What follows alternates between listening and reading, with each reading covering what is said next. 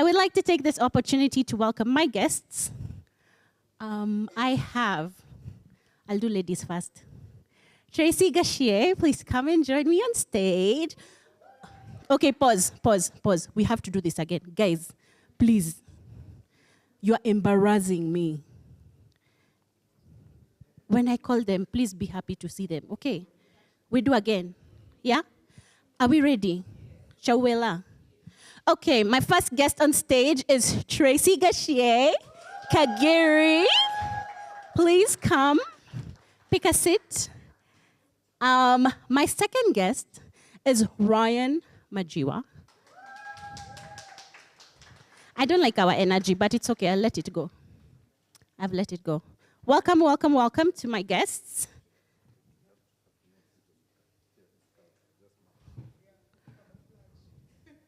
It's okay, we'll see you. Okay, welcome. Thank you guys for making the time to be here. I'm going to start my conversation the way I start all of my conversations.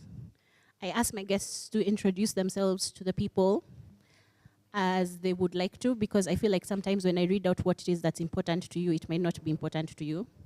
So introduce yourself, please, to the people as you would like us to know you. Tracy.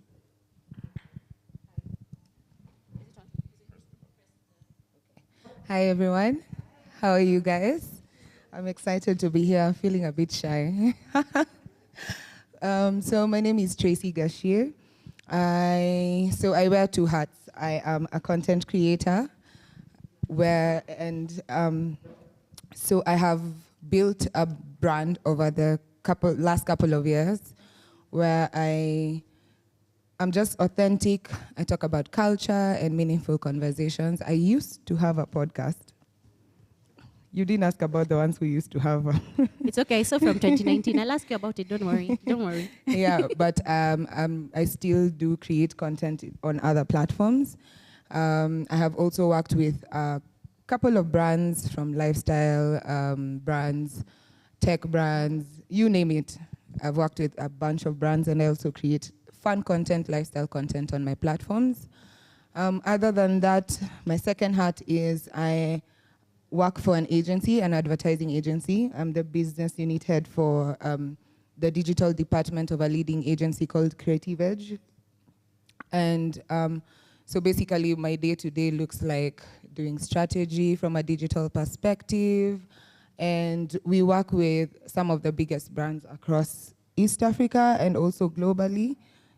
Your telco brands, FMCGs, etc. So that's who I am. Yeah. Don't know if there's any other thing. It's up to you. Do you want us to know your favorite color? My favorite color is green. I enjoy... It's true, by the way. Be specific. I love all greens. I like this green. And I enjoy TV shows. I love listening to podcasts as well. Don't ask me for my favorite one, if that was it. I won't. I love a lot of podcasts. And yeah, I'm an extrovert. I'm a lover of life. You'll always find me outside somewhere. Yeah. Excellent. Nice to meet you. Ryan, please introduce yourself to the people. My name is Ryan Majiwa. I can't usually tell if mics are on. Hi, my name is... Can you tell the difference? It's on. Okay, cool. Hi, my name is Ryan Majiwa. I am the general manager of Saracen Marketing Group Tanzania. I am the founder of Ryboy Cocktails, and I've been working in advertising for about 15, 16 years. I've done both brand side, I have done the agency side, I've worked with a bunch of brands. And right now I work on building an agency, which is a strange thing. It's, it's a lot of different things, but I have worked with a lot of brands. I have a podcast that exists in my head that's called the Afflicted by Nonsense podcast. It's not a real podcast. You guys wouldn't listen to the things I have to say, and we'll get into why a bit later. I am, though, the chairman of a podcast club, a very successful podcast club, where we listen to podcasts, we critique the stuff that's in there. I'm here to talk about how people can make better podcasts so that they can get a bit more advertising. I do make content as well, right? Not as good as Tracy's content, but the agency I work with also works with leading brands, so in that age we are competitors. But yeah. Excellent. Nice to meet you And I have a both. dog called Axe. Called Axe. Axe. A-X-U-M. It's pronounced Axe. Okay. Okay, excellent. And Axe is on TikTok, yes? With We an are on episode. TikTok together. Excellent. So if you want to meet the dog, TikTok, he can't remember the handle. Maybe by the end of it, we will know the handle. My name is Gadoni. I am your host today. I am the community manager at AfriPods. AfriPods is a podcast hosting and distribution platform focused on the African creator, and we're building the largest library of African audio stories on the planet. I'm also a podcaster. Like Tracy, I haven't released an episode in a while, but my podcast is Okay Kiasi. I host it together with my sisters. We talk about, we're sisters. What do sisters talk about? But it's good based on what our audience is. So if you want to listen to it, please check it out. So my first question to both of you, because you both said you work in the space of advertisers and things like that, strategy and all of that, based on who your clients are, what is it that they're looking for in a podcast before considering a partnership? What do you think, or what do you know they're looking for? Okay, I can go first.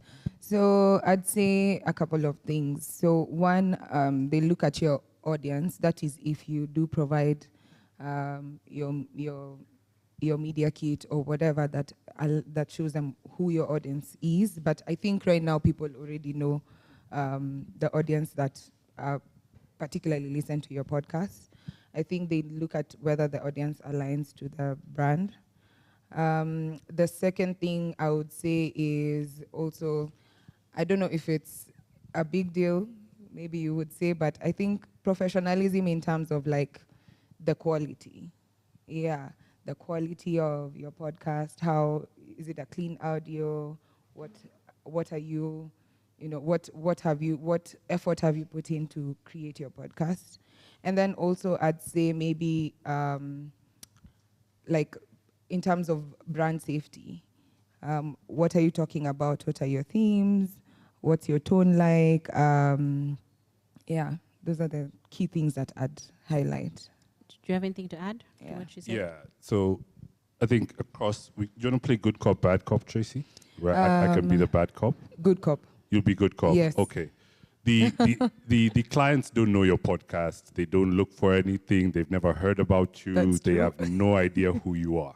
Yeah. Your podcast is one of millions out there, right? So the thing that they know is what the agency teams are going to tell them. So it's a team like Tracy's or a team like mine. And those are the people who you're going to have to sell on the numbers, right? So you've got options in terms of what is it that you're bringing to the table that they can exchange in terms of value so they can invest in it, right? So the background of the consulting group that I work for, Saracen, is a media buying agency, which means that the number one thing that they're looking for their clients is to reach as many people as possible. So when they look at your podcast, or when they look at the podcast that we've recommended to them, or when we're looking at podcasts, a lot of it is going to be about exactly what Tracy has said. So the numbers, who is it? So right now, if you're starting your podcast, if you've been on your podcast journey for a while and you don't have a lot, the only thing that I would add is what's the quality of your audience? Who are the people who listen to you where this is the engaging medium that they consume that in other mediums they just be passing by, right? So you'd drive past a billboard, you'd scroll past a TikTok, but you make time to listen to this podcast, you could sell the quality of your audience, right? So that's what I would recommend that, agencies look at, clients look at, who is this person talking to, what's the content that they're making, and is it talking to a particular audience, because that'll then make the decision one way or another. Okay, so you've both brought up something about media kits, understanding your audience, presenting yourself, what's the quality of your audience. So then my question is, what should podcasters consider when creating the media kits, pitch decks, or things like that for advertisers? When I'm creating my document, what are the considerations I need to make so that when it comes to you as the agency or to your clients, it's presentable before we start considering how to make money? So is the assumption here, and I'd be very happy to have this conversation, whether it's in your questions or not. The assumption here is that you're making the podcast to monetize it. Yeah. That you're making a podcast because the ultimate goal is making money. Or right? maybe it's part of the goals. I think, yeah, so Right. it's based on our experience from AfriPods. A lot of the podcasters after a few episodes are just like, how do I make money? Because a lot of people, yes, look at it as it is a hobby and it's fun. But then when you start podcasting, if anyone has started podcasting, you realize how much time it takes, how much effort, how much money. And so they're just like, what is the value it's giving me? And how do I get more value from it? So sometimes I think podcasters don't necessarily go in with the mindset of monetization, but then they get to a point where they're like, okay, now I need money, or I want to make money from this thing, or I've been told by maybe your auntie that you can make money from this thing. But how do I present the product that I now have to a person like you or Tracy or your clients to then enable myself to make money? Whether it's not from directly advertising, whatever version of monetization. Okay. Yeah. So my answer to that would be that you have to realize that you're making a product. You're making a monetizable product. And that's very different from a passion project, right? So there was a time when making a podcast was, I mean, you just had something to say. You got a couple of friends around a mic and you just spoke, right? And those became the episodes. Now, that was then when podcasts were fine, mics hadn't, become as ubiquitous as they are. But now, when you're starting a podcast, if you don't know that you're going to monetize, then keep it as your passion project. Keep getting your homies together, keep making that content, because it's almost the same thing on the other side. If you know that you're making a podcast that you're going to eventually want to monetize, then you have to set it up as such, right? You have to know your format. This is a 40-minute podcast that has 20-minute segments, that has, a couple of mentions here and there. Because what that then does is that it allows you to exchange something, right? So here is when you fit into my brand, and here is what you can sell. So then once you structured your podcast like that, and you know that we're making this thing, then it's the grind. People have to then know your podcast so that they can now buy those little elements that you have to sell. What would you say? And talking about the media kit, I think that's the space where you just sell yourself. Like, you have to really, the first few, I don't know if it's going to be slides or a video or whatever, has to just really make somebody really interested in what you have to offer. I usually see a lot of media kits that are very, it's okay to create them on Canva and everything, it's fine, but don't just pick up a template and copy paste and edit it and everything. It's your opportunity to really talk about this is me and this is why you should pick me and this is who listens to me, because like you said, the clients don't know the podcast, they don't know anything, they don't even know you can get demographics from there, they don't even know how much detail or the type of audience that you attract. So this is the opportunity for you to literally sell yourself and then create an opportunity even for them to see that you want money. Yeah, don't leave out the bit where you have your pricing models. Don't be shy about it. I think that usually also makes them think about, okay, well, this is what I need to do when I'm thinking about podcasts. So yeah, that's what I think I'd add on to it. Okay, so as agency representatives, just based on what you do as work, how would you decide that a podcast is a good fit for your client? That's, first of all, we're never the final decision makers. Let me just say that out here, because people look at agencies like, what I am the final decision maker. Well, it's me. He's not. It's me.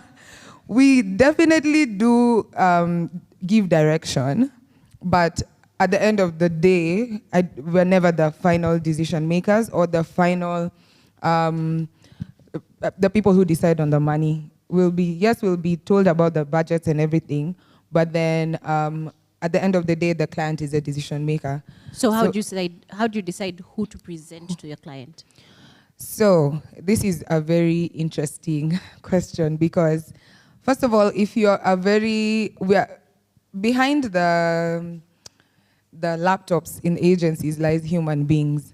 So you can't be shy and you want to make money. So you have to be an out there podcaster for us to be able to, first of all, even notice that you exist. You can't be a podcaster and you don't promote your podcast anywhere. Not promote in terms of buy media. You don't talk about it, you don't network, you don't tell people about your podcast, you don't. So it's very difficult for us to get to know all the podcasts that exist. So whoever is in our faces, to be honest, are the people who are going to put forward. And also whoever aligns with that niche. So say, for example, I have a bank, and immediately I'll think about financially incorrect. Like, yeah. Or I'll think about, I don't know, who else do you, yeah. So depending on your niche, that's how we'll pick. And then also depending on how much, like, you've put yourself out there, yeah. I think it's worth understanding how the process works and where a podcast sits within the ecosystem, right? So traditionally, from a media perspective, you would have a product, right? So some water, some juice that you want to get out to everyone else, and there'd be an amount of money that you're willing to put into the advertising spend to get this message out to everyone else. And you'd come to a team like Tracy's or myself, and you'd say, this is the amount of money that we have to get our message out to all these people. And then now we get into strategy, we get into thinking, we get into deciding, we get into, these are the places where we're going to put this money so that we can communicate about this water and juice to all these people outside here, right? Now, one of those things is online media, and then if you shrink that even smaller, one of those things is streaming audio. If you shrink that even smaller, one of those things is podcasting, right? So that's the process by which the funding or the money that we are eventually going to place onto the podcast is coming down. And the reason why it's getting placed down like that is because we are trying to send a particular message about our water and our juice, right? So at that point, all the decisions about being on online streaming media have been made, but then you've got two different products, right? So who are the people, who are the podcasts where we're going to put people who we can then, who would be a bit more receptive to the message about water, and who are the people who are going to be on a podcast where we're going to listen to the podcast who are more receptive to the message about juice. And then you'd get the absolute split that's at the very bottom about which podcast should we then therefore choose, and we get into what Tracy's talking about. Then, which are the podcasts that I know? Now, it's an important point to come there because... And please also mention we usually have like 2 days to do this. Yes. Also, all this that I'm talking about, we've been called in the morning. Hey like guys, 2 we need days this to do thing all out 30 hours. You know, there's not a lot of time to do that.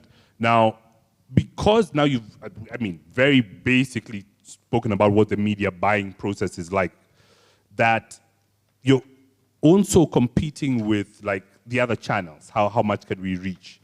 And on all these other channels, we have a lot of data because they've existed for such a long time, right? So we know which radio stations are playing where, we know what sort of TV exactly.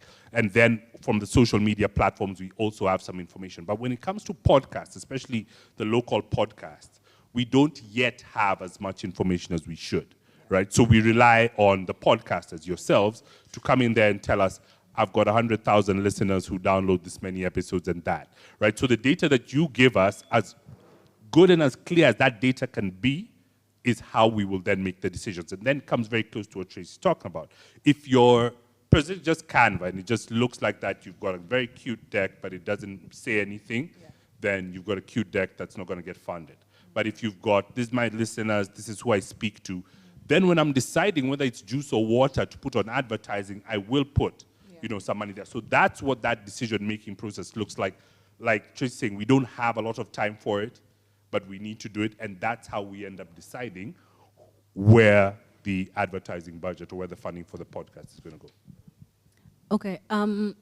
Based on what it is you're talking about on like the money, the presentation, and all of these things, and how much time you have to decide these things, right? What are the things you would advise podcasters to do to present themselves to you? Because I might not be in the position where, for example, if Tracy starts a podcast, it's easier to get eyes on her podcast because she already has the platform that she has. So if I don't have a platform, what are the ways that I can get, whether it's my deck to you, don't do just basic Canva is what we have learned, but whether it's getting my deck to you, is there places that they can look as podcasters? Because I feel like as the thought that you had earlier about it being a product, when you're thinking about your product and how to get the water into the market, you have to consider where it's going to go and you do some sort of research before. So where are the places they can go to find the information, for example, that they can then present themselves, whether it's numbers-wise or contact-wise, to get in your faces? So initially, like if you started your podcast today, you'd be at the bottom of the pyramid in terms of podcasts. We can't have a conversation about me advertising on your podcast because, I mean, you have 6 listeners and one of them is not related to you. You know, only one of them is not. So but my mom can buy stuff. yay, 100%. And then if I need that to happen, I'll text you and you'll tell mom, right? So if you're just starting a podcast, you're not going to get like advertising or brand partnerships in the way they do. And it's also probably worth talking about how this money is then structured. If I'm working with you, if I'm advertising in your podcast, if you're on a network like AfriPods, then the ads can get served to you programmatically. But you have to have done the work. That's what I'm saying. That if you start your podcast today, you have to have, 7 TikToks a day with clips and clickbaiting people. You have to have at least some work being done so that people can discover your podcast. And people here being, my team, Tracy's team, ourselves, and then for sure the clients, right? There's no amount of times, like if I had a shilling rather, a Kenyan shilling, for every time someone, like a brand team member, sends you a TikTok and says, why don't you advertise on this podcast? Like, you know as much about this podcast as I do. Yeah. Like, you've just seen it there, and that's what all those clips are for.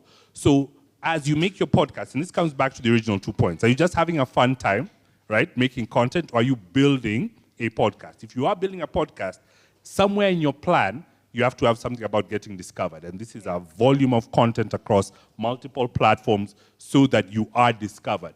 When I look up there, which are the best places for dogs? Your podcast better pop up because that's what I'm organically interested. And now, as someone who is, privileged, let's say it, enough to be in the room when the conversation is being had, then I can say, you know what? This water, it's great for dogs, it's great for people. Let's advertise on this podcast. Now, there will come a time when we'll be asked for numbers, right? So right before we get that final approval, the one that, I'm not the final approver. You're absolutely right? At that point, I have to justify it with numbers. We're going to spend 600,000 on this podcast. Give me a metric, any. This amount of awareness, this amount of reach, something long-term, something short-term, this many, 15 downloads of our QR code, whatever it is. At that point, we have to justify it with something, and then we look into your deck for the tangible stuff that we can then sell, then we can make that decision. But podcasting is growing. There are platforms like AfriPods, shameless plug, who will give you the data behind it and allow you to track that you can then now give us so that we can justify it along with any other streaming platforms and any other advertising decisions that are being made. Yeah, I was actually about to talk about the cross-integration of channels when it comes to, especially when you're starting out. If you're starting out and you want to monetize and all you do is just talk on your podcast and nothing else, then there's no way we're going to be able to discover you. And right now, I think it's the best time possible because TikTok can make you blow up in a second. You don't even have to do much. You don't even have to create a whole thing. You can even just have your conversation there and all of a sudden everybody knows about your podcast. So there's a lot of opportunity there. But also just being the good cop, the good cop in this conversation. I think also, I know numbers are good, but sometimes I have seen clients that invest in people with a smaller community because sometimes those with a bigger community, you're not able to track, you're not able to know how many people have actually known about your brand, how many people are interacting with your brand. But I've seen them actually see somebody and say, oh, this one has 5,000 people listening, and they'll be sure that those 5,000 people are going to listen to that episode for sure, and they'll invest in that. So sometimes it's also about if you really, truly believe in your community and you've built it and you know they'll listen to you, for sure. Sometimes I've seen clients actually invest in that. I don't know. Can I just say something on the back of that? Yeah. There's the amount of decisions, right, that are made when you're choosing other mediums, is a lot less, right? So choose a billboard here because of this, that, the other. Now, what that means when it comes to podcasts, that there's a lot more permutations of the different parts that make it up. and your audience and the quality of your audience, right? Because of how, can I swear?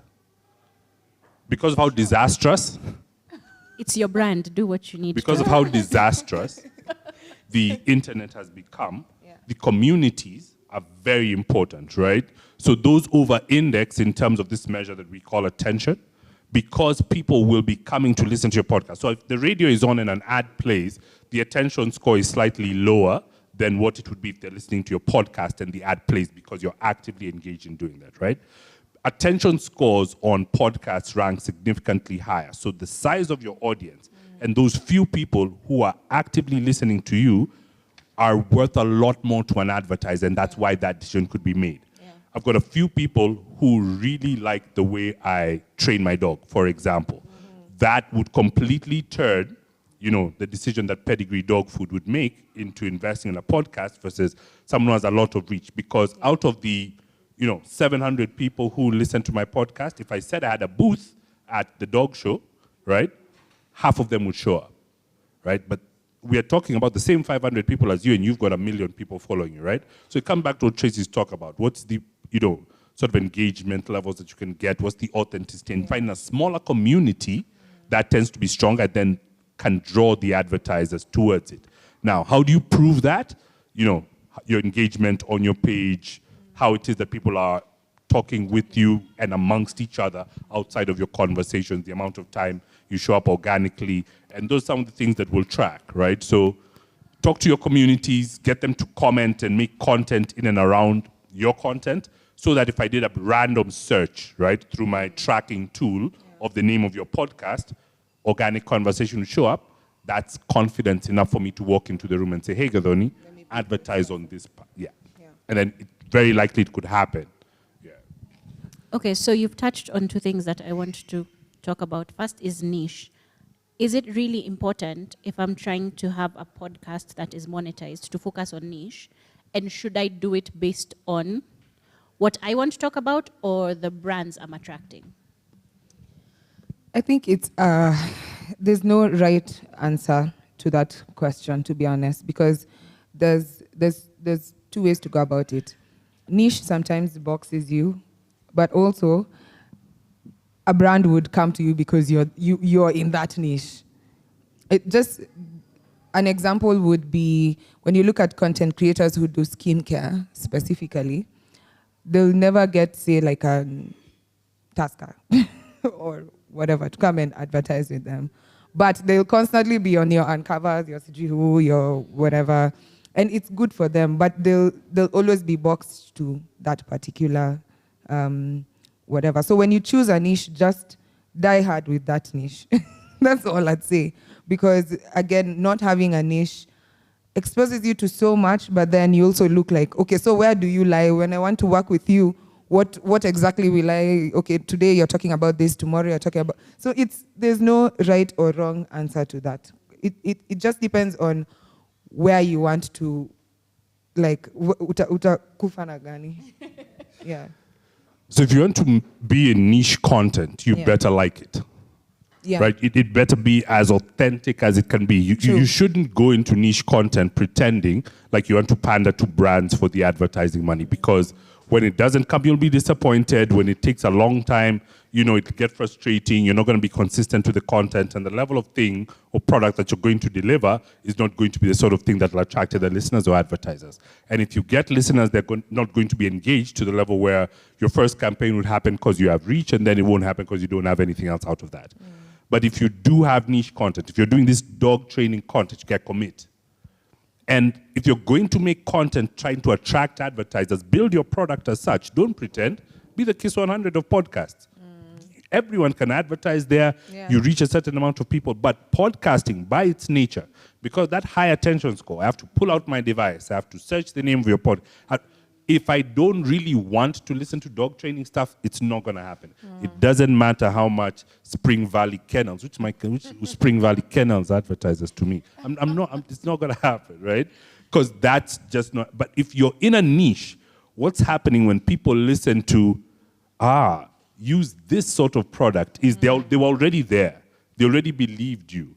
They already knew that you know everything there is to know about gifting, and then therefore the way your bows tie is perfect, and then therefore they should buy things from your organization. That's the sort of thing that would happen. People will disproportionately listen to what you have to say within your niche, and that's what's attractive to advertisers, right? So don't get into a niche that's not real to you, you know.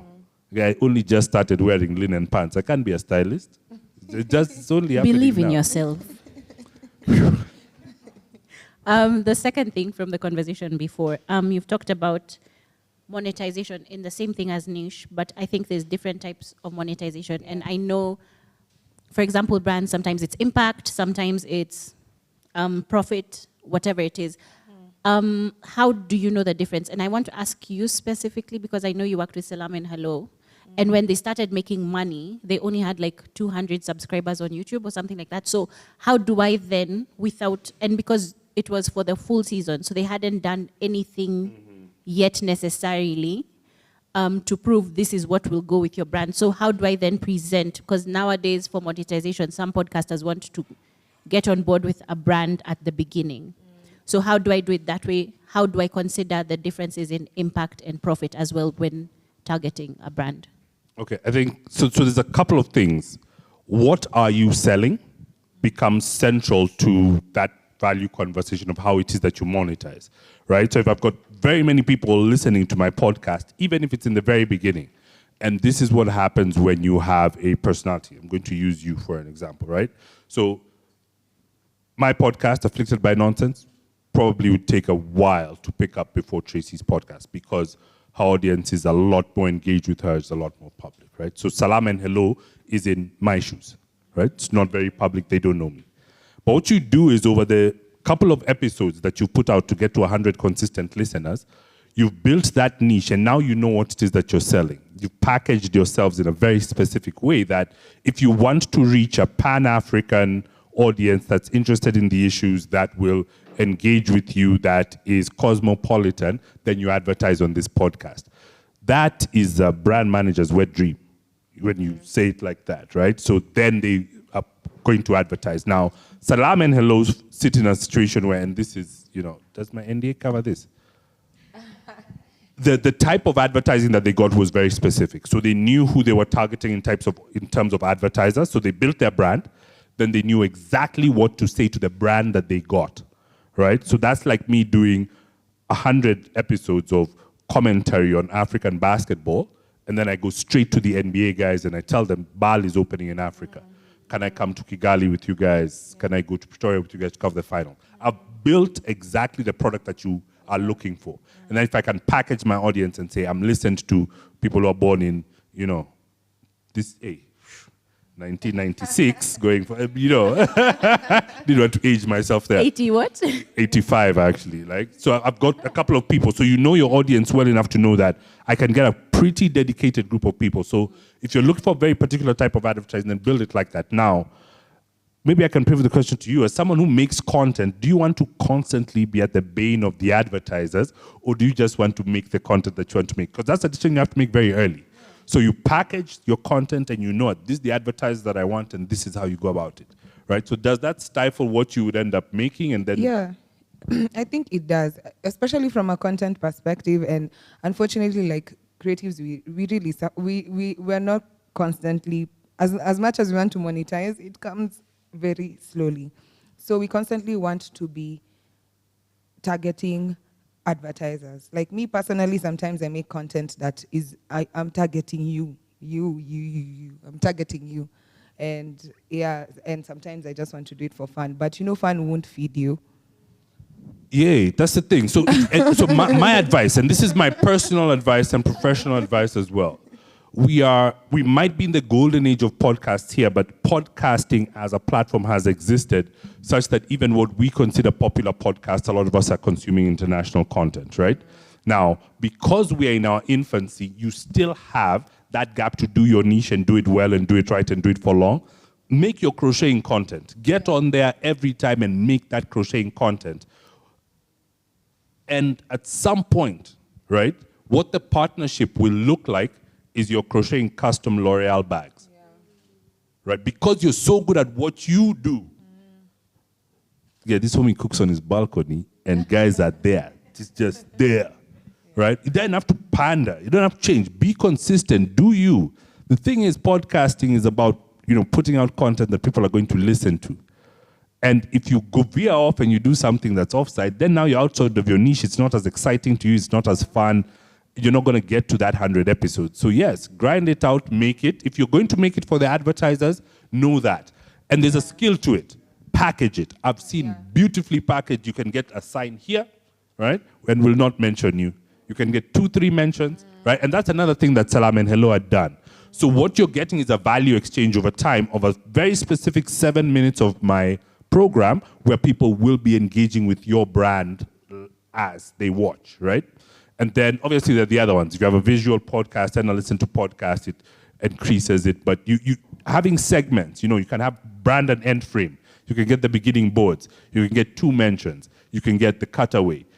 Have those products in your monetization plan, and then that comes easier to sell. It's like, okay, cool. Juice brand, you guys get spoken about because you have to talk about the polysaccharides and the amount of sugar. Water brand, you just get a strip there at the bottom. Yeah. Well, polysaccharides. Anyway, I guess I have to read my juice boxes more. Tracy, Ryan beat me to the question to you. I wanted to find out from you. In your experience as a content creator who's also done podcasting, are there specific things you would do differently in each of the things to make yourself advertiser ready? So if your podcast still existed, are there different things based on your experience on both that you would do to present yourself to an advertiser? Yeah, of course, there's a few things I would do. One, we've already mentioned, the thing about making yourself discoverable. I think that's one thing that I would definitely do now. The other thing would be I would invest more. I would invest in it because at first it was just all fun and games and I wanted to make money off it until I realized, it has to look good. Okay, not really look good, but there has to be some effort that has gone into it. Yeah, I think those are the things that I would generally do. But I don't think I would go back to my podcast. You don't think you'd go back? No, I'll leave it to. So if I was going to so a podcast, I methodically do it. There's a formula. I don't know. There's a gentleman called Andrew Perry. He works, he spends a lot of time in Brazza Media Lab. If you can find him, he has this deck of cards. His name is Andrew Opere, right? He has this deck of cards that's called the method, right? And the method kit. The method DW. kit. Yeah, you can get it online. You can get it on online DW. as well. Yeah. Right? The method kit. It's a detailed process about how to do things, right? If you wanted to build a shed, there's a method kit for that. If you wanted to do a project. Now, it's a stack of cards thicker than the deck that you get if you bought any standard. So you can lay them out and it's about the process. So what is my niche? Who is my audience? When do I look to monetize? They're color-coded, so you can do it at any time. Even men can use them, right? So you put out the color-coded things, put them down there. What is that about men? Okay, it's an inside. I was going to say something. I promise you, I just want to bet. Just allow it. Right? So you write out what you're going to do at that stage. Right? So in the very beginning, who is my audience?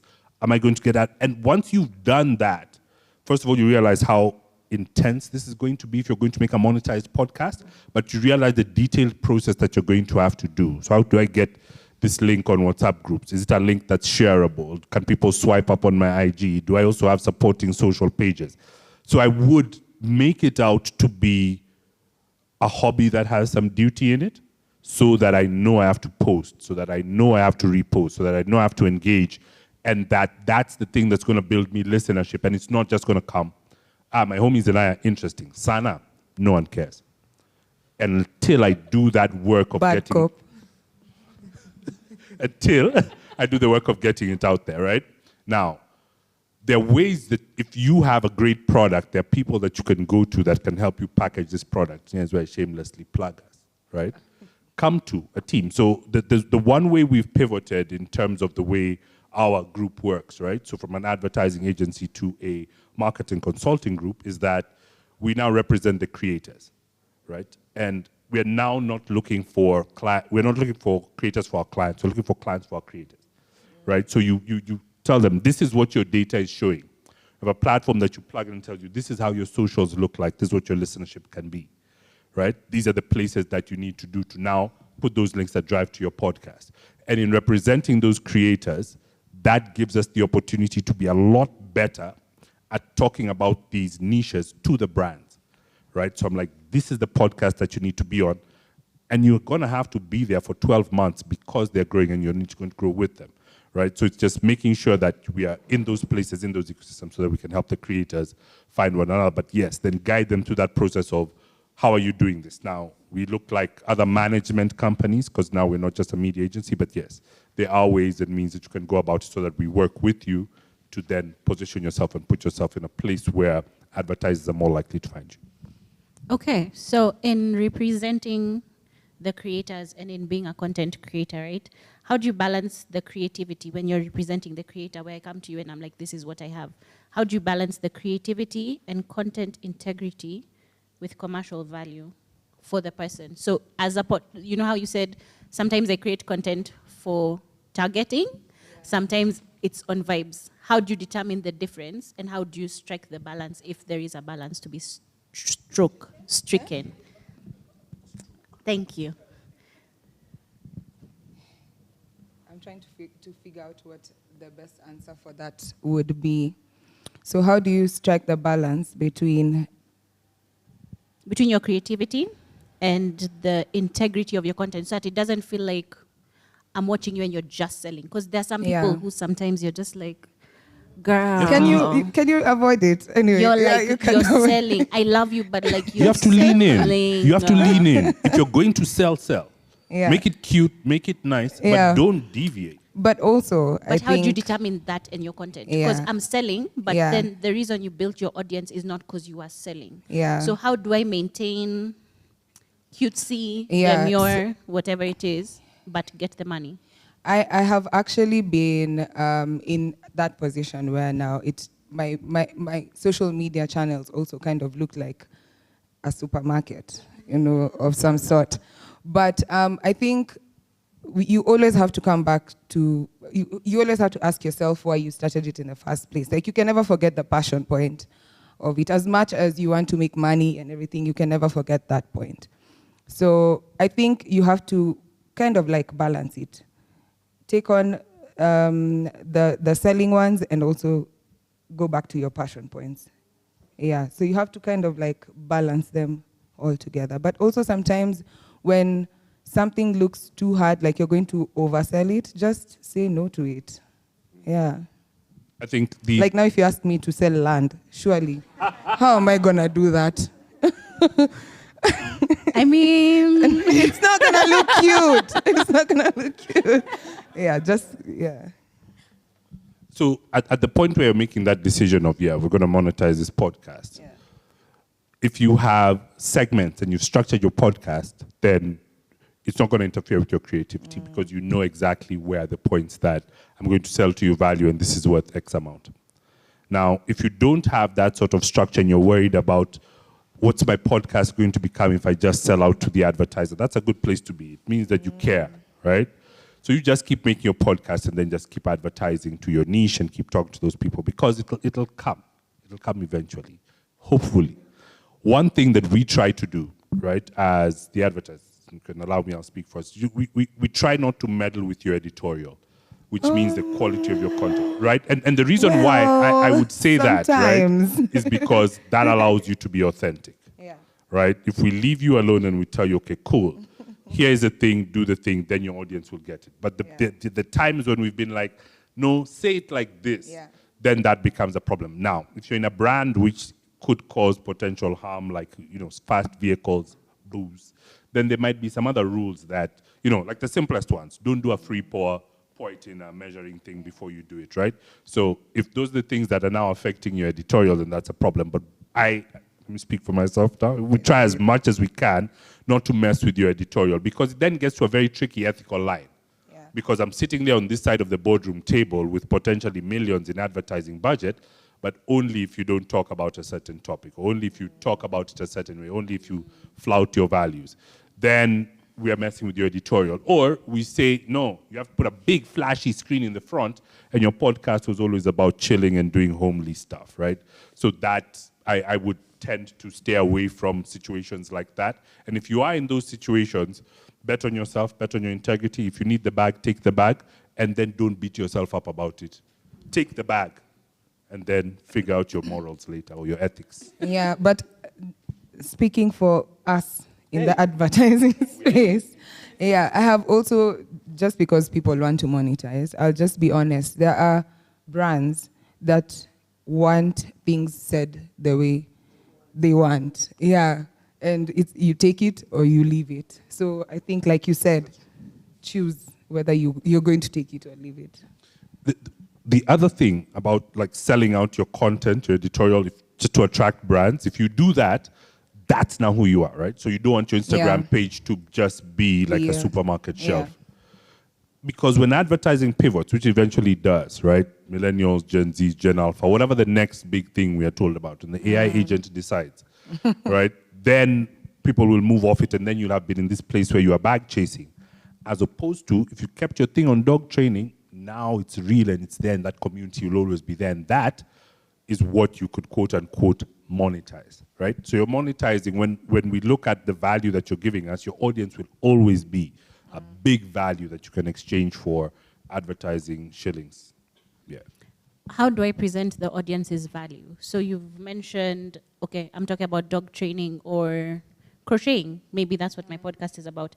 How do I demonstrate value beyond the numbers? Because if it's something like dog training, crocheting, or something very niche, my numbers are the 200s, 500s, valuable, but then just small on a scale. So how do I then present and demonstrate value to a brand as a creator or as a podcaster based on what I know my community is worth?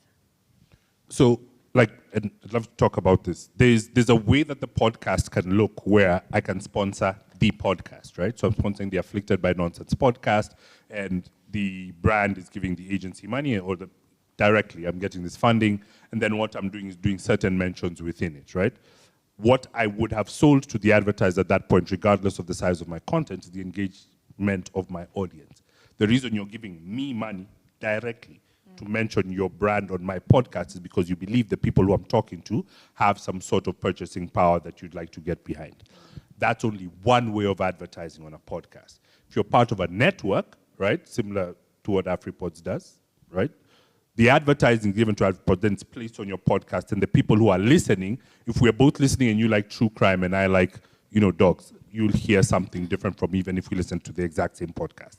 So your monetizing model also matters in terms of what then the brands see.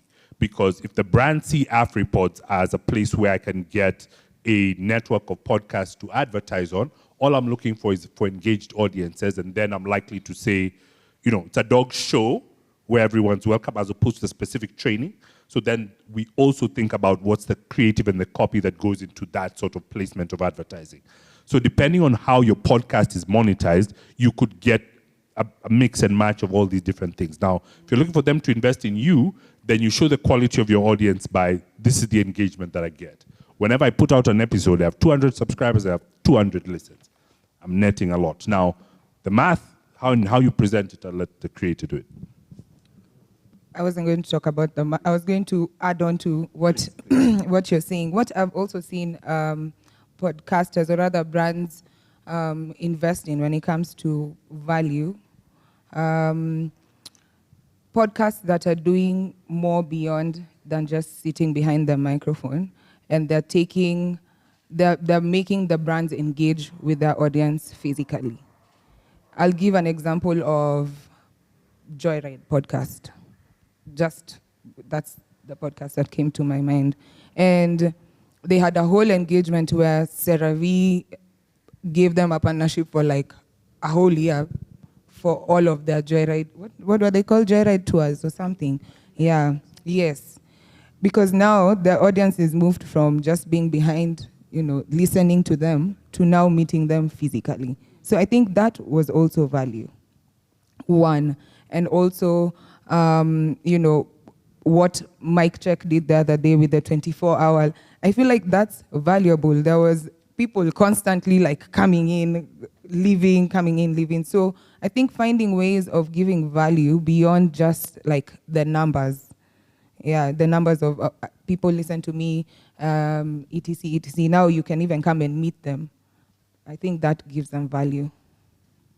Okay. What are red flags you look for at when you're looking at a podcast and you're just like, I'm not giving the brand this? What are some of the red flags that would stop you from giving a podcast money? Unfortunately, let me be bad cop a bit. Sometimes the topic of discussion is a red flag. Yeah, I have been in rooms where, like, just because they probably talked about sex and that's all they talk about, and they don't talk about it in a productive way, they've already just been cancelled from that brand deal. Or probably, I think that was the first thing that I've thought about. You can go next as I think about the next brand one. safety is going to be big, right? So if anything, anywhere on your platform could be badly linked to my water brand, then I start to panic. I start to have red flags regardless of how big your audience is. If you don't have any structure, if you don't post regularly, if you don't have, like Tracy was saying, things beyond just your, and I'm not talking about the activities. Like you don't have an IG page, you don't have a TikTok page, you're not present on any other platforms. You have poor quality. Yay. Those just the technical things. I'm asking, okay, I'm going to give you 100,000. What am I going to get back? Oh, we can fix it the other way we want. You want to, we can, you don't have Simamo. Those inconsistencies in what it is that you're saying, you don't have any reports, like, then I'm antsy in terms of spending the client's money or the brand's money on that. And those, A huge red flag is also when your media kit only just talks about you and you and you and you and nothing about the value that you can give a brand. Yeah, so that's, and also something else. People in advertising and clients usually talk. So if you're a difficult person to work with, you're a red flag. Bruh, Yeah. the visual for this said we're going to be giving industry secrets. That's the secret there. That's a real one. That's the real one. So-and-so is difficult to work with, could take money out of your pocket. And it's so unfortunate. And then it'll be like, but me, I had a good experience there, but me, I don't know. And at some point, it will be about the work, right? We asked for 7 mentions, we got 3. That one now is your bad. Yeah. But you sent your invoice, then you start calling the finance guy 17 times. You get your 1 check and that's it. Like, we owe you your money, we'll pay you your money, but it's tough. Or we don't get how you plan to integrate us with the brand until the minute before you're recording, and then now you need us to approve now. Yeah. It's already been said we had a very limited time to make this decision, and then you're being difficult about the creative process, or you agree to certain terms and then you don't, you renege. Like, no, I want my contract now. Hey, like this, and that's the thing that's going to be said now. Were you frustrated that day? Did Mercury in retrograde? Possibly. But you're now difficult to work with, and it's bad. It's going to affect your bag. Leave Mercury alone. Does social media add value, and does it matter audio versus video? Because there's a conversation in podcasting where some people are just like, audio is the only way. Some people are like, if you're not in video, you're not going anywhere. Okay, that's fine. Now, for monetization, does it matter if I'm audio only? Can I still make money? Or do I have to have additional value with video? And do I have to have additional value now with social media, presenting those numbers as well on my deck? Because sometimes maybe it's not just this is who listens, it's this is who engages. Does all of that matter? So there's a couple of things that you have to think about there, that whole ecosystem. So we spoke about that whole train where, the brand is different places, right?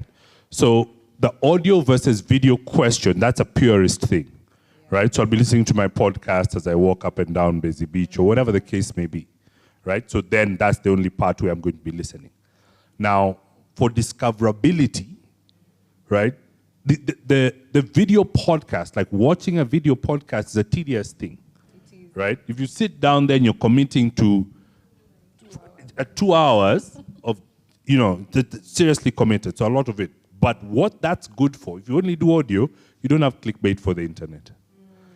That's what those videos are for. And a lot of us say, listen to such and such podcast. Bro, you watch the TikTok plots. You don't actually listen to the podcast, right? So, and you're a fan of the podcast, and that's what they're for. So when they do now present these numbers, they can say we have 1 million guys on TikTok, but then we have 17,000 downloads on our audio. So that's why those things matter. So traditionally, if you have a super engaged audience, these guys have come to listen to me about a very important thing to them, dog training, right? That's now not necessarily visual, but now dog training is visual, right? So me, the non-visual dog training podcast versus the visual dog training podcast, the other one will get discovered more, and then it's more attractive to advertisers. So that's what will end up happening. So to your audience member who really loves your niche, is this important? You could flip a coin. But to your advertiser, the easier that you can get discovered and the easier that you are to find and get in front of audiences in whatever way, shape, and form. The little clips that you put on TikTok, the little posts that you have on your other socials, those all spell value that you can exchange, make you be able to be discovered more, and then potentially a larger audience, and then potentially more money. So yes, it does matter, and you should consider how it is you're going to get people to discover your podcast, or how you're going to get fans of your podcast with whatever format it is that you decide to have. Okay. I think they complement each other, really. Like, it's not even a question about audio versus visual and what, like, just what he said. And unless I don't know what brand wants to be listened to, they want to be seen. They all, unless, I don't know, a singing brand or something. Yeah, all brands want to be seen. I mean, maybe they want to be listened to. I don't know. Probably. It's because my podcast is audio only. Anyway, we've talked about some of the mistakes that podcasters make. Yeah. What are, apart from talking about self-only on the deck, what are mistakes you've seen podcasters make when trying to create or pitch their work for advertisers? It's generic. Yeah, not like, just like I said, no value, just talking about themselves.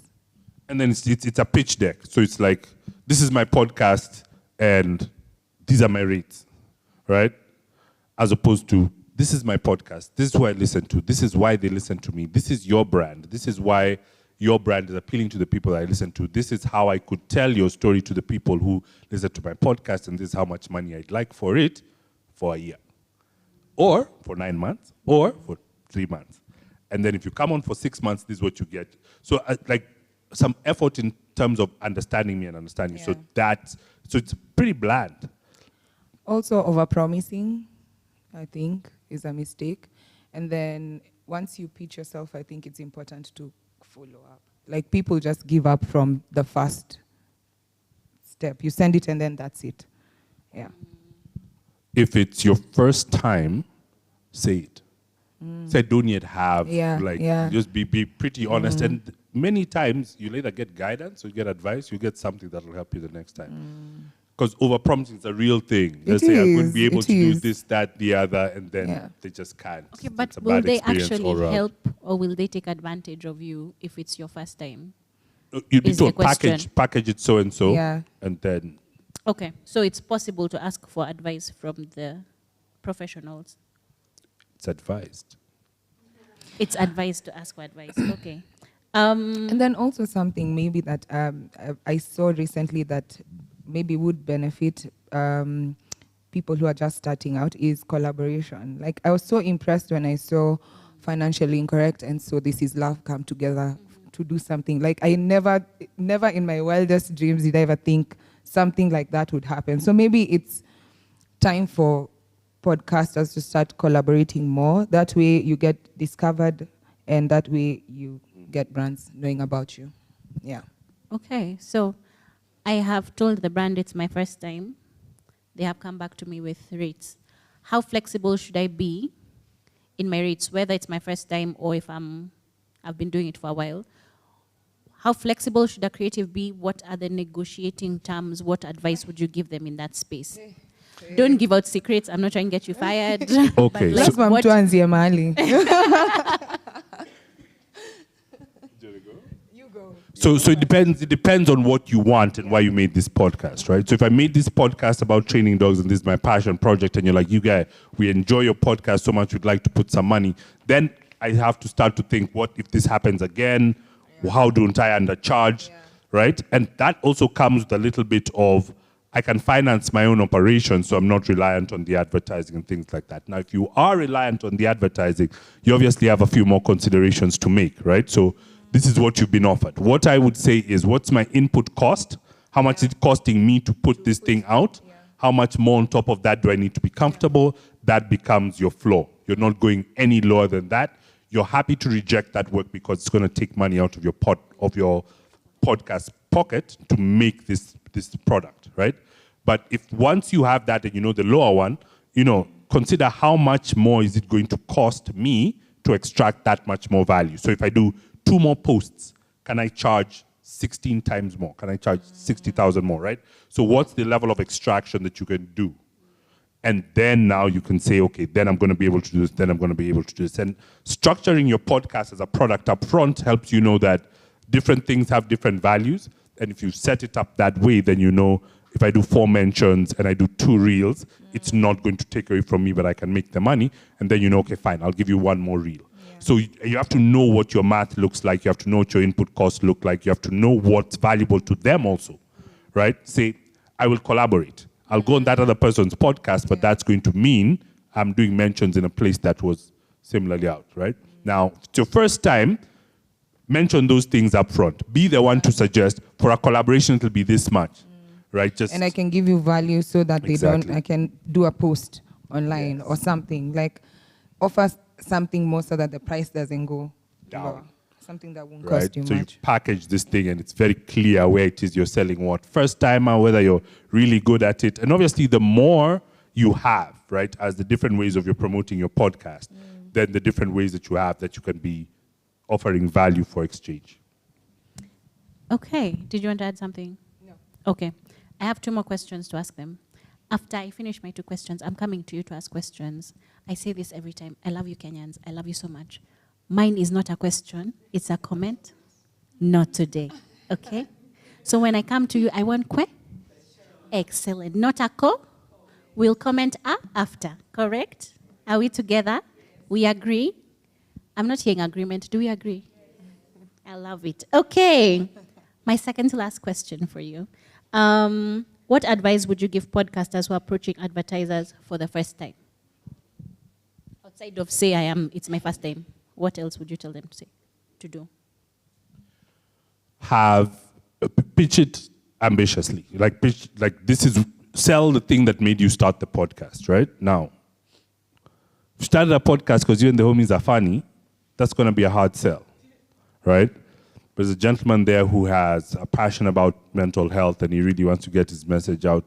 Do that, because however many listeners, right, that you get will be more than they had before people started listening to your podcast. So pitch a strong partnership, pitch all these other things that you can grow, pitch growing together. That's what you do as a first timer. Now, as a person who has a podcast and then no advertising revenue, right? The thing that I do there is pitch my community and then see how the advertiser takes that. So I'd written down actually 4 things. So I'd said lead with value first, then show proof. Like, what have you been doing? Then also keep it short. Keep it short. Like, don't say too many things. We only have 2 days to do these things. We have timelines to meet. So keep it short and sweet. And then also be professional. Yeah. Okay, be professional. My last question before I come to you people, please get your questions ready. If there were 3 things you could give a podcaster starting today, advice, 3 things they should do today to attract advertisers in the next 6 to 12 months, what would the 3 things be? I'd say define like your audience first. Like, who do you want to talk to? Do you want to be a niche? Do you want to be someone who talks to everybody? That's the first thing that I'd say. The second thing is I'd say, like, put a structure. How do you want your podcast to look like? How do you want it to have segments? Do you want it, like, structure it? And I think the third thing I'd say is, like, learn fast. Like, also research and learn. Ask ask other podcasters, like, what are you doing? How do you track, like, your metrics? How do you measure? How do you get your data? How have you gotten to where you are today? I think people usually just start and think, I don't need to get advice from anybody. I think those would be my 3 things. Yeah. I didn't write any notes. Yeah, I did. I don't know. Yeah, prepared. Yeah. We can tell who the index 1 is in class. It's okay. Let's see if we can do this off the top of the dome, right? So 3 things. Wow, index 1. I got you. So volume of content. I need you to churn out content, right? Consistency, right? So those 2 things will sort of go hand in hand. Now, your lead content, which is your podcast, that's where I need your consistency. Everywhere else, I need your volume, right? I need enough cuts from here so that I'm seeing it all sorts of places. It's showing up in the WhatsApp group, like, hey guys, has anyone listened to this? Is this thing any good? Should we take, right? So that between your volume and your consistency, just as much of it as you can. And then the last one would be experimentation, right? There's so many niches that are untapped that could be extremely profitable. Dog training. Dog training, man. Please. We leave that one to you. Right? But you see, so there's a couple of things which have landed in your heads today. Number 1, dog training. Number 2, juice and water. For sure. I've landed them in your head. And that's what podcast advertising should be. That's what it should feel like. You guys are now wondering about who trains my dog, just because I've mentioned it a couple of times. But, right? So you're a first-time person trying to get here. I need you to be consistent. I need you to put in a lot of volume. I need you to experiment. Experiment with formats. Go out, man on the street. Discover how people are finding out about your podcast. And at some point, you'll figure out a ratio between these 3 elements where you're putting out a volume of content that you're comfortable with, that is of a quality that can bring people in, that has your audience giving you feedback that's allowing you to iterate your podcast. Then now you're able to tweak it, right? So you've sent out your proposal to Tracy. Tracy has told you not this time, right? What can I do better? Says, I just didn't understand it. You have too many slides. That's feedback that you need to take so that when you pitch to Ryan, you now have fewer slides. So also volume in the number of proposals that you're sending out. Get good at doing this thing as part of it as a business muscle that you can build, right? Then if you're making a podcast and you intend to monetize it, you're going to have to run it like a business. How much money do you want to make? You want those, couple of 100,000 shilling rate cards. How much are you putting in? What's your sound like? What's your light like? And if they're going to be investing in you, on your down days, you better make a down day podcast, right? It's not going to be an up day every day, but that's where the consistency comes in.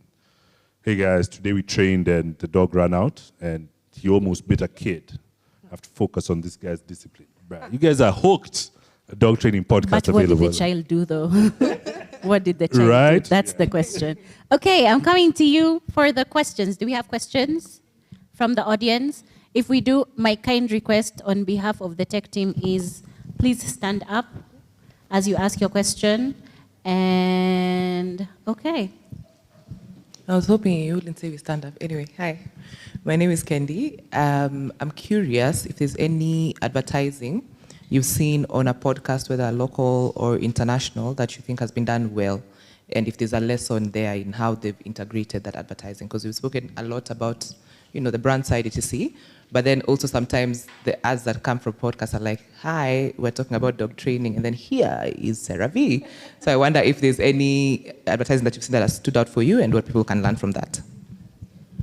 I think we can both take that. First, I'd say they've been visual. I don't think it's so amazing. I think just by the fact that podcasting is still growing, I think we're still learning so much about advertising on podcasts.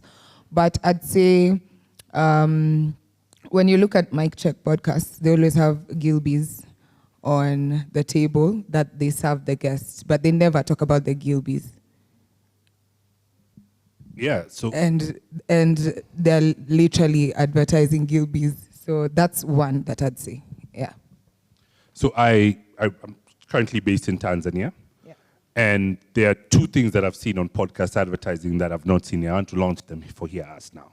Tell us so we can launch them. Is a squeeze back on a TikTok, right? So for those of you who don't know what a squeeze back is, right? So let's see something that's a bit. You're watching Love is Blind, right? Say it wasn't on Netflix, right? Or you're watching something and then the screen moves into the corner, and then on the side and under you can see an advertisement, right? Liquid fruit, whatever juice it is that's there, water, juice. See, we're inside, we're doing well. It's a little puppy running around being chased. Red Bull does it really well, Guinness does it really well. So that's called a squeeze back. It happens mostly on TV programs, right? So it'd be the middle of the day, the thing would squeeze back, and then it would say they're Limara. Now you can tell how old I am, right? But I saw that on a TikTok, which so it's the studio conversation, but then this TikTok has a squeeze back, and I was like, this is super innovative as a format, right? And these are things that you only get them in Africa. I don't think they're innovating like this out there. The other one that I've quite liked, and it's happened over a number of podcasts, is where the podcast host is the one that does the ad, and the switchover isn't obvious, right? So I listened to Trevor Noah's What Now podcast, and he had very, very recently, he's doing a brand deal with a taxi hailing company, and he'll say, where am I? And then they have a conversation about the streets in that place, and then at the end of it, say, this is brought to you by the taxi hailing company, right? So that I find a really well integrated ad, right? Esther Perel talks about how she's shopping at, certain places, and then how what she's wearing now is going to keep her warm, and it sounds like the ad is part of what she's talking about. She'll do it for 3-4 minutes and then move out. Now, visual podcasts have the opportunity to do it also quite well, where they cut in a section of what would be the ad, but it's still them in studio, right? Hey, guys, when I take a break from podcasting, I'm always using Blue Band because sandwiches made with Blue Band are this, that, the other, right? So that's the sort of thing that integrating the advertising there. Now, it's really organic, it feels like, and that really feels nice to, I'm still consuming my content because that being yanked away to be told about a certain, another such like, right? So that takes away from it. So that I've quite liked those integrations, and I do think the events that Salam and Hello has had, those are absolutely fabulous, where you get to meet people and you're doing a live recording, all that stuff has been pretty interesting to see. Excellent. Do we have another question from the audience? Bill? Hello.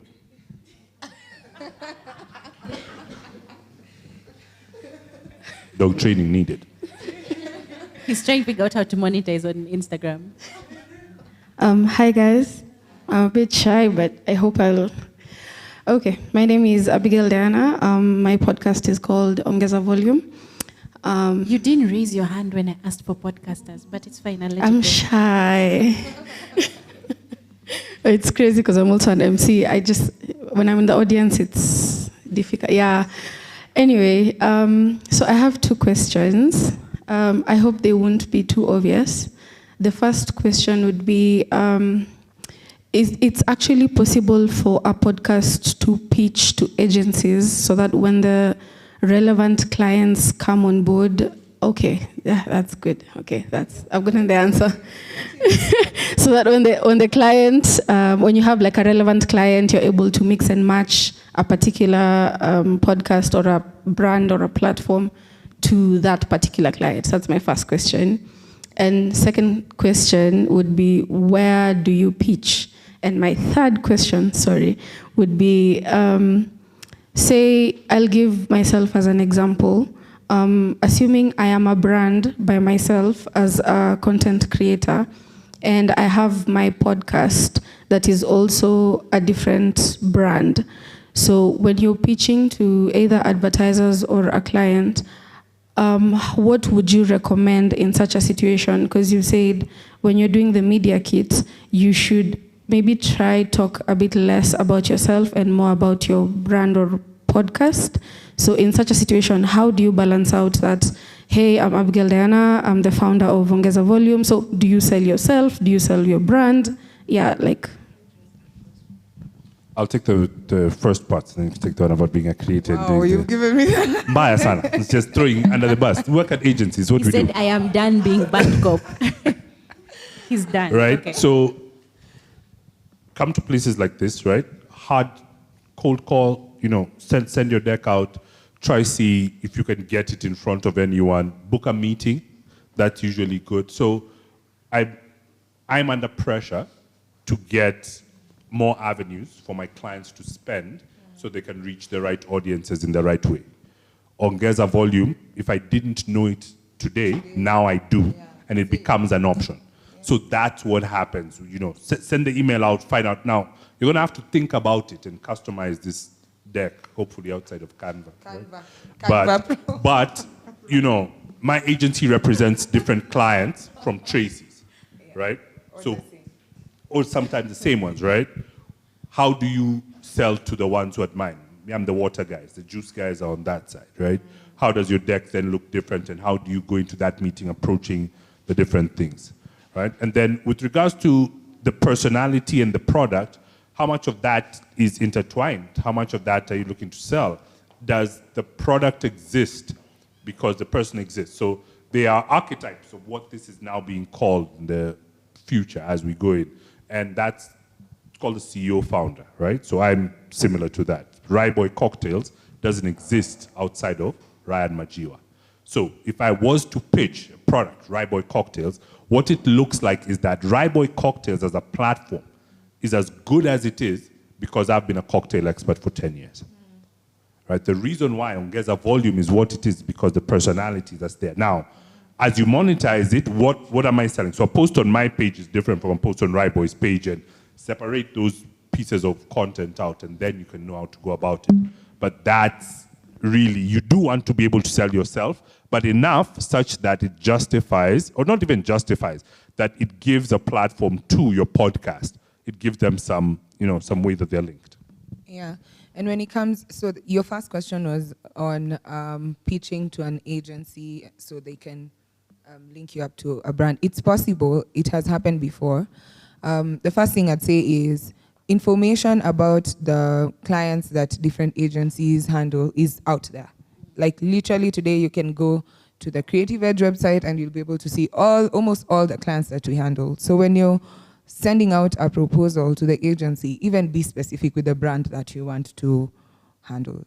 When I was handling CeraVe, when Joyride sent the specific proposal to CeraVe to ask them for, come and be part of our tours, this is what we can offer you, and this is what we want from you.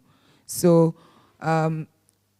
go out there, look at the different agencies, all the information is out there on the brands that they handle, and then be specific with what you want to do with them. If you generalize it, it's also sometimes difficult for us to think about okay, I don't know now which brand do I place you? I have so many campaigns, but if I remember this proposal that specifically came in and said, I want to do this and this with this brand, it makes it easier for us. And we have 2 days to do it. So the more specific we have 2 days. We have 2 days to turn around a campaign. Say, yes, this is right instinctively. Timelines. So yeah. Okay, another question I had seen. Wow, hands. Okay. Wow. Hi, how are you? Hi. Good, how are you? My name is Chengo from LK Podcast, and my question is... Ongeza Volume. LK. L and a K. Okay. Yeah, my question is, do you think it's better for me to pitch or for them to notice me? Because I feel like it's more advantageous if they see me and they say, we like what you're doing, we think it will be beneficial for us. Because I feel from that point, the compromise will be like more of a win-win. Then when I pitch, now I have to follow more of their rules. But if they come to me, they need me more than I need them. Hey. I take it. Yay. So if you're ready, if you want to wait for them to come to you, or go for it. Go for it. How long can you wait? Yeah. Are your pockets deep enough to fund your podcast until they come along? Right? Those are the considerations that you have to make. Now, if you made a podcast from passion, wait it out. Right? Let them come to you, have all the negotiating power. I hope this goes well for you. I love your podcast in the future, right?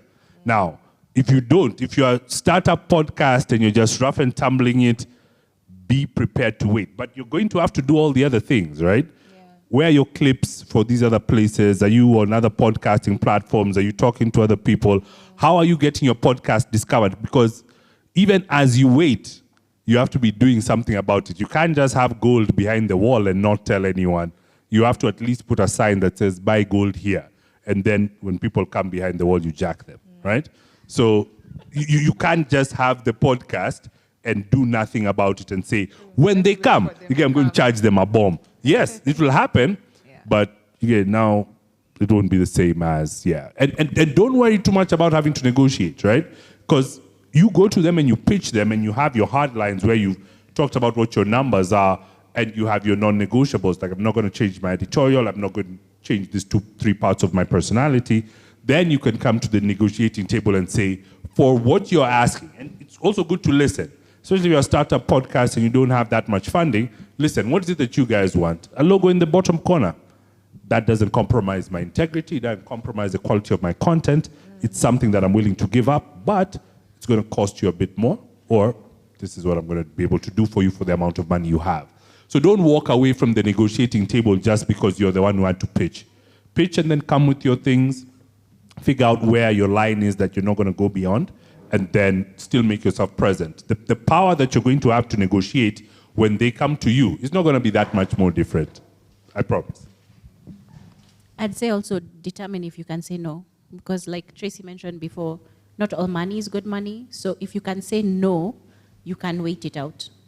Or you can pitch knowing that if the wrong person comes, you'll just be like, no, it doesn't work with my brand. So no should be important in your conversations. Okay. I feel like the hands are increasing.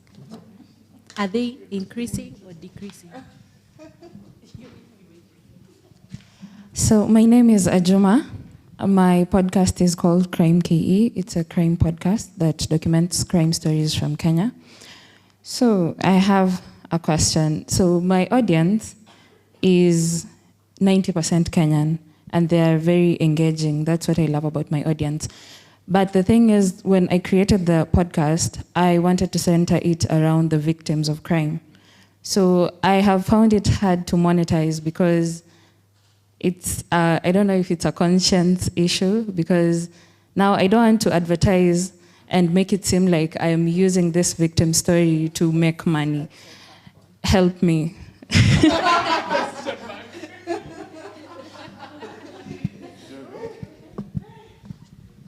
I honestly don't have an answer to that one. Right. So you're in category one of the podcast that I'm talking about, where you have a passion for this thing and you want to continue making money in and around it.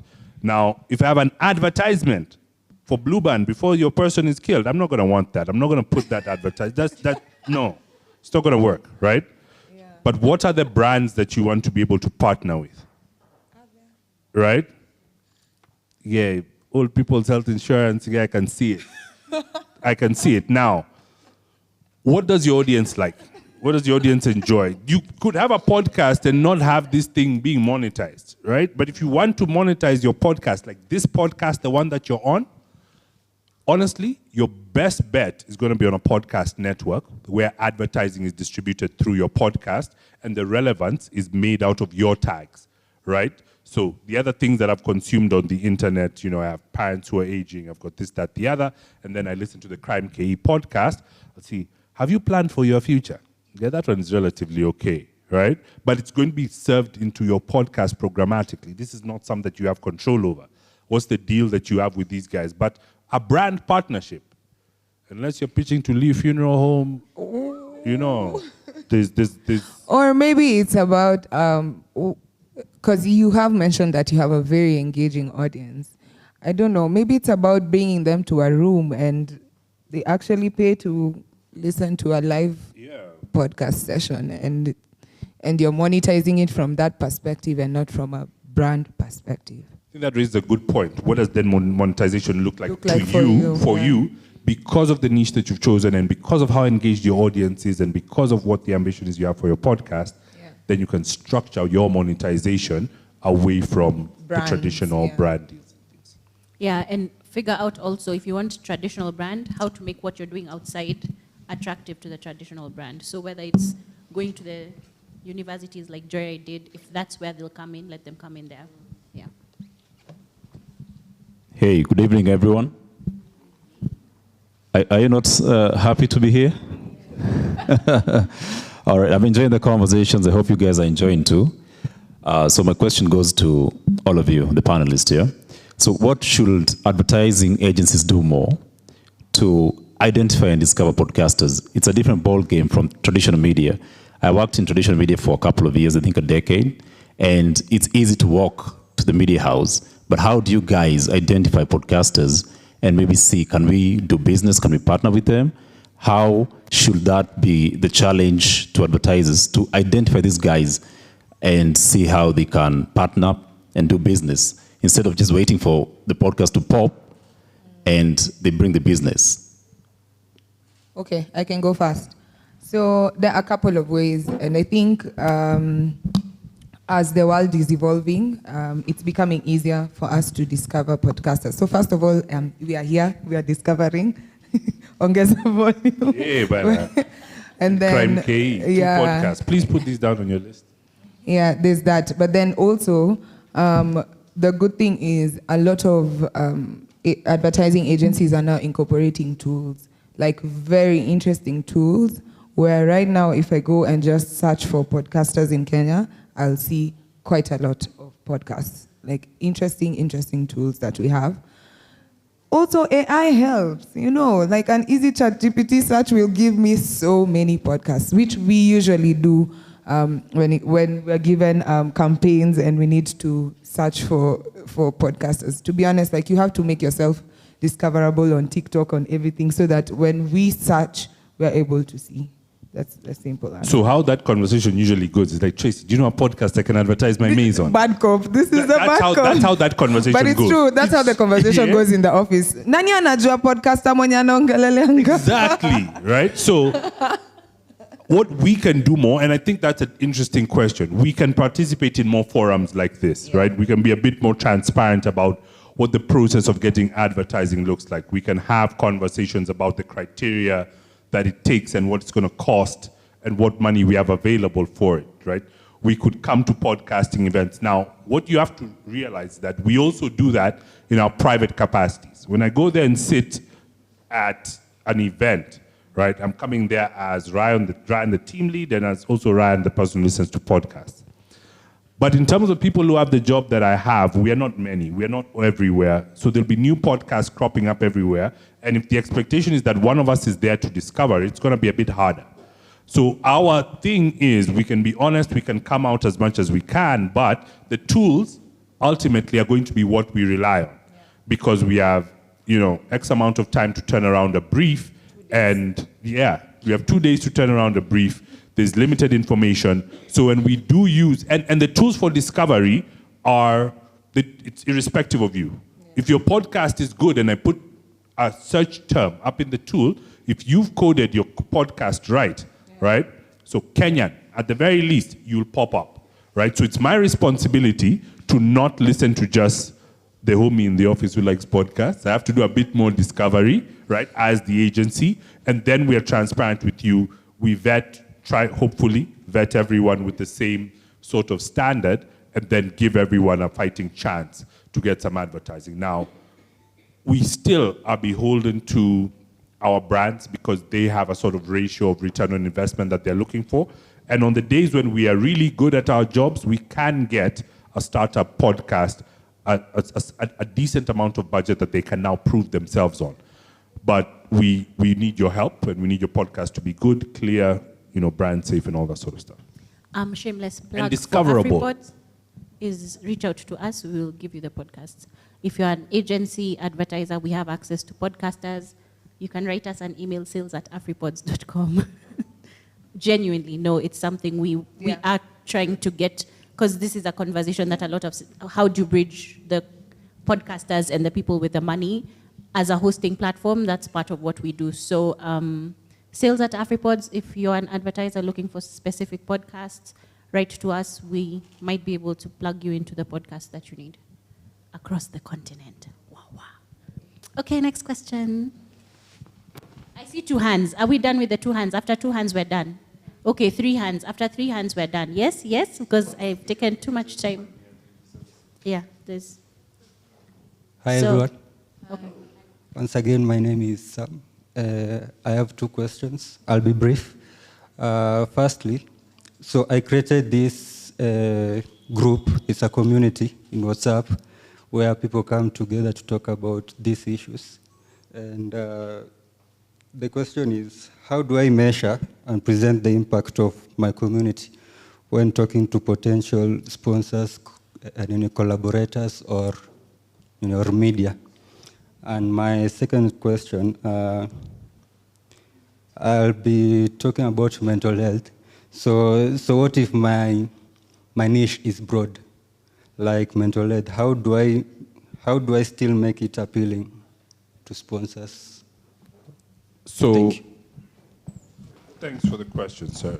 I think WhatsApp is very difficult because it doesn't inherently have a measure, and I can't tell from an investment point of view how much I'm going to get back, right? So you guys be having great quality conversations about different topics, and the 16 people in the WhatsApp group are all engaging, but there's no way of monetizing that. There's no way of exchanging the value of that with me, right? Now, if you are talking about mental health and that's your niche, there are going to be either direct or indirect or subsidiary industries to what it is that you're talking about, right? Who can really stand to talk to the audience that you're talking to. So the reason why your audience continues to listen to you more than likely will be why your advertiser comes, right? So they're coming there to listen to what you're saying about mental health and the challenges that it faces. So here talking to either families that have been affected or people who are trying to prevent it, people who are looking for information. There's going to be industries that can offer you stuff there, from comfortable clothing to health and industry. So you're going to also have to do some research to figure out what is the need of my audience that I can exchange as value to the advertisers. I would say also figure out how to make the money, in your WhatsApp community, find ways to make the numbers count. So things like polls, things like that, that you can say, I have 100 people, and then 40 of them did it, so you can say this percentage of this. So people like numbers. So if you can say 45% of them said this versus just using polls and stuff like that. So if you can create numbers from what you have, then you should be able to then translate it to something that the advertisers would take. Okay, 3 more questions. 1, 2, 3. Hello, everyone. My name is Lea Kigondo. I'm a host of We Are Fio, and we currently also started doing community events. We have one on Saturday. So follow us to get to know about the event. My question, I'm more interested in working with creatives in terms of preparing them and marketing them. So what do you look for in terms of working with creatives? How do you identify? Do they come to you for you to consult for them as a marketing agency? Or how does that engagement look like? And how can someone get to know more details about such a program? Where is the Numaya tent in this building? You come see me in Numaya tent. But we have tools. Yeah. We have tools. Yeah. We discovered using the tools. So we have a niche, for example. I think banking was spoken about earlier, financial responsibility. And I have a brief that's the outcome that my client would want. And then I have some creatives that are out there in the world. How do I discover them? I go into the tool, right? And that's when I'm positioning them for brand. Now, when I'm looking for teams or creators to work with as my team so that we can manage them, it then comes down to networking, right? So there's this, I went to Embe Creatives recently, place where I'd never been. Very interesting people, nothing like me. And I'm like, we need to be talking to all these people all the time to keep a pulse on culture. There are sometimes a young person in the office will come and say, I've set us up a meeting with so-and-so. Now, when they come in, they're raw. But what they've got is a dream, and they've got 1,000 followers. And with that, we can figure out what it is that they need to do. Now, the discovery of them in the tool and the initial conversations don't cost them anything. When they now start to put in the effort and they would like to monetize the effort that they've done, then now we get into this place where what we'll exchange is your tracking data for our ability to monetize your content and then take a percentage. Right? So we're not coming to get your money before you start making money. And we will train you up until that point, but it's only as far as you can go. Because we are now going to then represent you to brands and then tell you, pitch this like this, pitch this like this, and then we figure that out. Yeah. Okay. Thank you. So it's a lot of tools and a lot of word of mouth, a lot of community right back. Okay, we'll see you behind the tent. The gentleman in yellow behind you. Hi, my name is Alon Mwangi. I'm the producer and one of the hosts of an interview conversation podcast called Successful Fuck Ups, where we seek to redefine success one fuck up at a time and one conversation at a time. It's his podcast name. It's not the same. It's not the same. Yes, so my question is on pricing. It was touched on a bit, but I didn't on pricing. So it's not, I didn't get the answer that I wanted, and it's the one thing that I'm currently grappling on. So I wear another hat. So I'm also in the advertising space, currently leading strategy at an agency called Two-Tone. But over the years, I've been in digital as well. And there were times you'd get a rate card or a media kit from an influencer. And when you just look at the price, you're like, this person is a joker. And you just move on to the next person. So I'm trying to not get into that box. And you mentioned the thing around using your, like, let's say the production flow and seeing how much do I need from this brand or whatever to sponsor me. But then if the production flow is too high, then I might end up in that box as well. So having reviewed or looked at different rate cards and media kits, and looking at where the podcasting space is at now, because I'm not just competing with podcasters in my niche, I'm competing with other podcasts, competing with radio and TV for that advertising shilling. So from where you sit, what's a pricing model that's making sense based on where the industry is at now? I think there's no set answer for that, because it's something that we are also struggling with in my agency, because we get so many different rate cards from everywhere. But what I'd say is, if your production cost is high, then lower your production cost, so that at the very least, you're making the money that you're spending. At the very least, if you're starting out, that is. Or even just do it yourself so that you can make that production money. Because some rate cards are usually absurd, and some are fairly priced depending on the client's budget. And sometimes the client's budget is super high and they pay whatever money they want. So it's very difficult to determine this is the actual pricing model that you should go with. But at the very least, like we said, look at the production money that you're spending or not spending. Just put in a production value there. And then also look at your data. I usually say, I think your data should determine your price. If your numbers are super high, like I increased my rate card last year because over December, there were 3 million people engaging with my content. Of course, I can be able to convince somebody to pay me money that's worth that amount of data. So there's no right answer to that. You just have to, and also I think you have to consult. In the creative space, I think we're not shy about telling each other how much you are paid by a brand. It's not like your job salo where you're like, hey, usiambiane kenye mtu analipa. No, I think I've seen a lot of creatives just tell each other, this is what this brand paid me. And from there, you can be able to gauge how much I should charge, even if not the same, something that is workable with your numbers. So there's no right answer. And then sometimes I think it's always best to just ask what the budget is. Yeah. And sometimes you'll be told that this is the budget that we're working with. Then you see whether you can work with that or whether you'll, lower the deliverables. Right. Because there's no industry benchmark or no industry standard like, GRPs, CPMs, there's no unit of measurement of the impact that a podcast is going to have, then it's very difficult, right? So very early on, when you're making this project and you know this is what my audience is, that's what you're going to forever be trading. Now, the more followers you have, the more interesting you are, the things that can increase, the more engaged your audience is, that can increase what your rate card costs. Now, if you ever look at a rate card and you're like, man, this is a successful fuck up right here, right? Then you know that the thing, you don't think it's that valuable. Yeah. But there's somewhere, someone would be very happy to pay that amount of money. Sometimes people might even think that they got a steal for the amount of money that they're paying because of who they get to collaborate with. So what is the value that you've built in and around it, that around your podcast, that you can then say, this is what I'm charging you this much money for. This is what you're exchanging with me.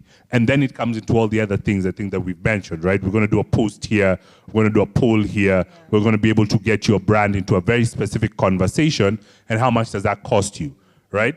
The measure that I've seen that I don't like putting against is estimated media value, because that's a PR thing, right? So you've had a 20-minute conversation about now my dog training brand. Does that equate to what that would have cost for me to buy that advertising on TV? But it's not, because you're super interested in dog training because it's me talking about it, right? So there's a way that you need to be able to calculate what that value is, build up from your production cost, right? Have simamo, and then, take from there. There's no right, no wrong answer. You're going to have to figure out what your way of charging is, and then be confident. But yes, consult, have conversations with other people, know what the ceilings and floors for different brands are. Some people want a bit more out of you for the same amount of money, and see if you're willing to do that sort of thing. But a standard cost, have something that you're confident that if you send it to me and I don't negotiate, you didn't plan for that, right? So in situations where you ask someone, okay, cool, that's enough. And then they're like, oh, no, actually it includes this and this and this. And no, your cost can't increase now. No, you wanted 300 Gs, I've given you 300 Gs, that's it. So also put in a price there that you'd be comfortable getting with no negotiation. Okay, on to the last question. Hi, everyone. My name is Christine. Hi, Ryan. I have a comment for crime. Not KE. a comment. Please, then I have a question. Okay. I think that sometimes you think about brands in the typical way, like Blue Band is a brand, but I think NGOs are also brands. And depending on how you pillar your content, then you can speak to brands that are looking at child abuse, domestic violence, etc., etc. So there's a whole world of brands that would be interested in a crime-related podcast. So maybe it's just to think about the other side of brands. My question, though, it has been alluded to, I think especially for people who are doing their first proposals to brands, what are, in brand language, the metrics that matter? Because it will be a new podcast versus a popular influencer. But maybe the brand should take a chance on the new podcast. But how the proposal comes through, and I'm speaking from the brand side, we really would want to give you the chance, but you're not giving us anything to work with from metrics, because we're going back to report to the business and say, this is our media plan, so we are on these channels, but then there's this podcast, there's this influencer. So how do we help the creators in the room include the things that matter to brands from a measurement point of view? And I know you said the industry maybe doesn't have that figured out, but I think if influencers can do it relatively well, then we can also guide the guys in here. So engagement rate is what influencers have defaulted to, because it shows what percentage of the people who consume my content then engage with it. Exactly, regardless of the number. So if you have 1 million followers and your engagement rate is not at that 3-4%, it gives me, who's a small podcast, right, the same sort of ratio. My 90,000 people still have to have that 3-4%. So that, number one. Now, it's been said about polls and about other ways that you can show how engaged your audience is to you and your content. As a brand new podcast or as a platform that's coming in, I'd sell that, and then I'd sell the vision. This is how we're going to engage with the audience going forward. So from a metrics perspective, there might not be. What our hope would be is that you get a really good proposal of a podcast that's 2-3 episodes in, that's starting to get traction, and then also, from the brand side, you're not asking too much. You're not asking to come and brand the whole thing like crazy, because it's 2-3 days old or 2-3 months old, right? What you're asking is come in and give me mentions in a way that endears my brand to your audience, and then we can do that. So it's 2 ways. Do you have anything to add? No, I have nothing to add. Okay, thank you so much. Nothing from me. Thank you so much for being here. Thank you guys for giving us the extra time as well. I know I had told you 7, but it's okay. I have a bill at that bar. It's okay. That's fine. I accept all bills from the two of you. Let me not. As for the audience. Anyway, thank you so much for making the time. Thank you very much. Please Thank you for having tell us. the people here and those who watch on YouTube where they can find you as yourselves and as who you represent, if you want that to be what Let it me is. go first, because yours is going to be heavy. Mine is not heavy. No. So I work. You can find me on LinkedIn. I do quarterly updates. I just moved. I'm on the immigrant GM on LinkedIn, and then I make TikToks. It's the person that you see here and the person that's on TikTok. It only shows up once, right? And then the Saracen Marketing Group, you can follow us all over the internet. That's where I'm more likely to give professional advice. And yeah, Ryboy You didn't Cocktails. give the handles for the other two. Which ones? LinkedIn. LinkedIn, it's Ryan Majiwa, RyanMajiwa. If we were at this thing together and you'd like some advice from me, message me and say we were at this thing together. Yeah, I'm happy to have conversations. I don't usually do a lot of marketing stuff, but I can email you back like a lazy professor. Like, email me, I'll take some time, but you get a pretty decent answer when I do email you back. Yeah, and then engage with my content. My TikTok is mostly about my dog and I, so that's, good stuff. That's the dude with the aprons on TikTok. And then Ryboy Cocktails on Instagram. If you'd like custom cocktails for any event that makes your heart flutter, taste delicious. # Ryboy Cocktails. Yours is even heavier than mine. So Miss _Gashir on all platforms, actually. That's where you can find me, except LinkedIn. LinkedIn is just Tracy Gashir. Yeah, thanks for having me. Of course. Thank you. I have been your host. My name is Gadoni. Please check out AfriPods at AfriPods on all social media platforms. We are a free hosting platform. So if you have a podcast thinking of starting it, afripods.africa is where you need to be. If you have a podcast and you're not an AfriPods, I'm looking at you sideways. My social media handle is Podcasting in Africa on Instagram. Follow me if you have questions on anything podcasting. I'll be happy to help. And yeah, that's all from me. Please take pictures. Oh, one more thing. Thank you to Baraza for hosting us. They're the best people in the world. Let's clap for Baraza. Wow. Okay. And then thank you to the tech team, Semabox. They're an amazing space if you're looking to record your podcast and all of that. Please come and see them. They're here around. Make sure you come, talk to them. They're like a super team, okay? I'm not just saying that because I know them. It's true. Photographer of the day is Maine. I call him the guy whose beard connects. So please stay around. Let him take pictures of you. We'll have the space here.